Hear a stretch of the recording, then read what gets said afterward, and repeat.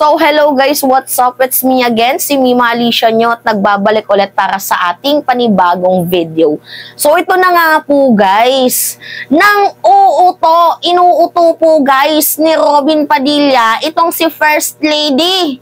As if naman inutil ang ating First Lady na paniwalaan ng isang bobong atakdog ng mga Duterte na wala ngang maipakitang magandang pinag-aralan, 'di ba? Walang magandang credential, artista lang tapos biglang nanalo bilang senador. As if naman inutil ang ating First Lady na maniwala sa isang bobo. So, ito na nga po guys. Ito yon. Sabi dito, Robin Padilla says ex-President Duterte is not anti-Marcos. So, sinasabi niya guys na hindi naman anti-Marcos itong si Duterte. Yan po guys yung yung parinig niya. Kasi alam niyo naman ata guys nagkaroon ng conflict itong si First Lady at itong si Sara Duterte, and it will affect the candidacy of Sara Duterte kung tatakbo man siya bilang presidente ng bansang Pilipinas. So ang issue guys, hindi kasi yan nalilimutan, nauungkat nauungkat yan. So ngayon nga po guys, itong si Robin Padilla biglang alam ko inutusan to na ng kampo ni Digong kasi attack dogs nga nila. Itong si Padilla, puro lang yan aw. 'Di ba? Jutang ng ginemis ka. Ikaw Robin, ang sarap putulin ng jetlog mong hayop ka. Kabubo mo ba? Anyway, ito na nga po guys, nagsalita siya na hindi daw po anti-Marcos itong si Duterte. Guys, hindi ba anti-Marcos yung pagsasabi ng may presidente tayong bangag? Hindi din ba anti-Marcos yung pagsasabing may presidente tayong adik? Hindi din ba guys anti-Marcos yung nagtatatag ng kodita? Hindi din ba anti-Marcos guys yung gustong magkaroon ng people power? Ha? Hindi rin ba anti-Marcos yung ginagawa nilang demolition job by the essence of prayer rally ng Hakbang Maisog? Hindi ba yun Hindi ba yun anti-Marcos? Ha? Robin? Yung pagsasabi ng nakapulburon nitong si PBBM, weak leader, 'di ba? Hindi ba 'yan anti-Marcos? Ang sarap talagang tusukin ng utak ni Robin Padilla, no? Gusto ko lang i-rearrange. Baka yung iba kasi natanggal yung tonilyo, kaya ganyan yung kanyang pinagsasabi. Inuuto mo pa kami. Bakit naman kami magpapauto sa'yo? Kitang-kita namin yung mga nangyayari. Guys, ganito lagi nilang sinasabi, hindi sila anti-Marcos. Lagi nilang sinasabi yan. Pero yung kanilang kinikilos, hindi naman swak sa kanilang binabanggit. Diba sabihin mo, hindi ka anti-Marcos, pero yung ginagawa mo, ano yun? Ang ina mo, naiinis talaga ako guys. Yung doon pa lang nga sa panawagan, naihiwalay yung Mindanao sa Pilipinas. Diba? Hindi ba yan pagiging anti-Marcos? Yung gusto nyo magtatag kayo ng sarili nyong republika? Hello, Robin.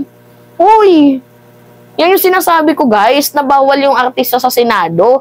Kasi simple-simpleng bagay, hindi marunong umintindi. Bobo nga kasi. Diba? Simple-simpleng bagay na lang na pag-intindi. Sasabihin ni Digong hindi siya anti-Marcos. Nakikita mo naman yung kinikilos.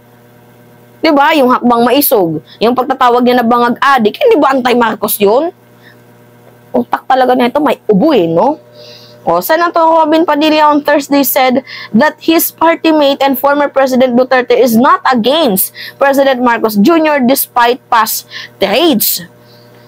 Una po si Mayor President Duterte ang aming pagdating sa partido, siya ang aming supreme leader. Bakit? Sino ba nagtatanggi na hindi siyang supreme leader? Kay ikaw lang naman yung nagsabi. Alam naman namin yan. Sino ba ang kumontra na hindi siya yung supreme leader? Tingnan nyo, ito si Robin, bobo talaga. Bobo ba? Ay, Diyos ko po.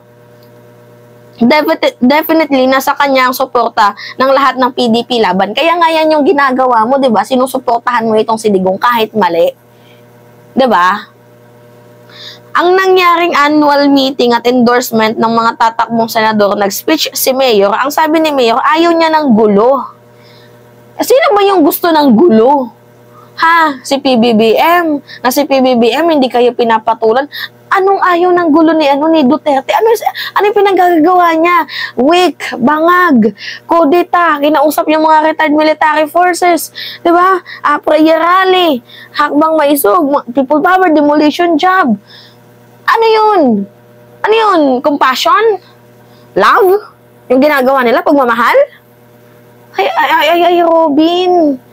Robin, mag-resign ka na lang. Oo, mag-resign ka na lang ba, Robin? Nakakahiya ka, uy. Kabungog mo ba? Bungog. Isa ko sa'yo. Utak talaga nito may ubo. So sabi niya guys, ayaw daw ni Mayor ng gulo. Padilla referring to Duterte's speech which he delivered during the PDP anniversary event in Cebu last April 19. Ayaw niyang makipag-away. Sino lang ba yung nakikipag-away? Si PBBM nga na iniiwasan kayo. Tapos kayo tong tirada ng tirada. Recently, sa Central Luzon, meron din kayong hakbang maisog. Sino yung gusto ng ano? Sa tingin nyo guys, sino yung gusto ng gulo? Di ba sila? Tapos sasabihin nila ayaw ng gulo. Ano yung ginagawa nila? Nagawa niyo pa kaming bobo. Okay.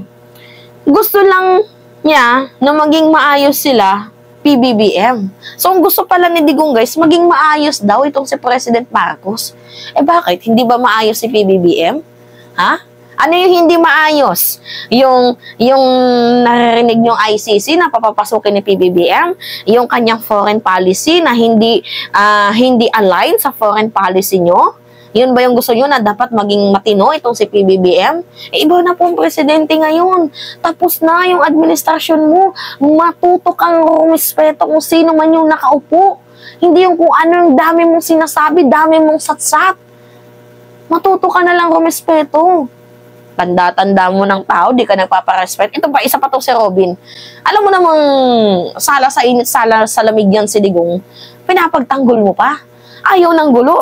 Diba, after niyang sabihan ng adik, bigla siyang kakambyo doon sa Cebu. Ano yung sabi niya sa Cebu? Wala akong sinabing adik siya. O diba, para lang kayong bobo na naniniwala sa tanga. Ginagawa kayong tanga, okay lang sa inyo?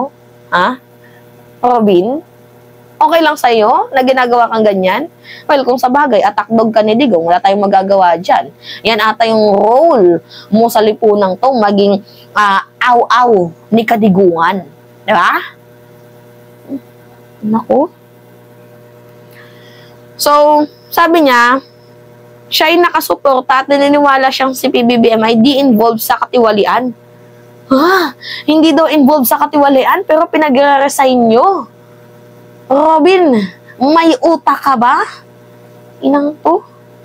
Kaya kumbaga doon kami nakatindig ang PDP. Padilla made the response to query if he shares the sentiment of his fellow PDP party members who have expressed support for the incumbent president. PDP is headed by D. Duterte. So ngayon nga po guys, ang pinapalabas kasi dito ni Padilla, parang inuuto niya yung First Lady. 'Di ba? Way to guys ng pagpaparinig. No, hindi naman anti-Marcos itong si Digong. Baka hindi lang sila nagkaintindihan. Mga ganon. Ngayon na neto. Utak nyo may ubo. Uy, kakahiya kayo. Ano yung mga napasok sa mga kukote? Ano yan? May mga sentido kumun ba kayo? Lalo ka na, Robin? May utak ka ba? Natagal mo nang naging bobo, hindi ka pa din ba nakakaalis dyan? Diyos ko po, manguto ka na nga lang yung mga taong mahirap ang utuin. Diba? Mga peste to. Peste. Yun lamang po guys. So that's me again, si Mima Alicia nyo. At nagbabalik ulit para sa ating panibagong video.